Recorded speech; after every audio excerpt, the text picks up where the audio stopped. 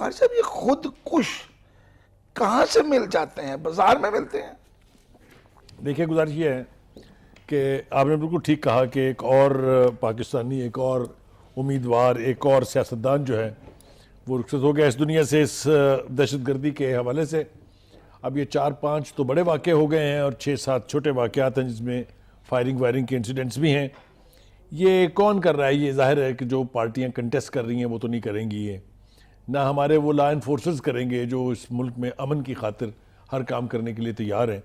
तो ये कोई ना कोई बैरूनी कुव्वत है जो नहीं चाहती कि पाकिस्तान में इस्तेहकाम हो, पाकिस्तान में अमन हो। हमारे सिक्योरिटी एजेंसीज को यकीनी तौर पे तशवीश भी होगी और वो कोशिश कर रहे होंगे कि उन एलिमेंट तक उनकी रसाई हो सके, हाथ पहुंच जाए उन तक जिन्होंने ये कार्रवाइयाँ की हैं, ये वारदातें की हैं और इतना खून बहा है। आप मस्तूंग का वाक़ा ले लीजिए, 150 से ऊपर अफराद तो सिर्फ उसे एक वाक़े में जान से हाथ धो बैठे शहीद हो गए। छोटा सा कथा कलामी, मस्तूंग का मास्टरमाइंड अपने साथियों समेत पाक फौज ने एलिमिनेट कर दिया। देखें, पाक फौज को तो इसके बारे में जितना भी क्रेडिट आप दें वो कम है।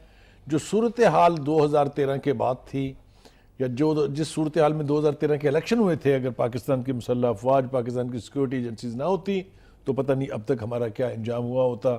तो एक तो उनको खराज तहसीन पेश करना मेरे ख्याल से हर पाकिस्तानी का फ़र्ज़ है।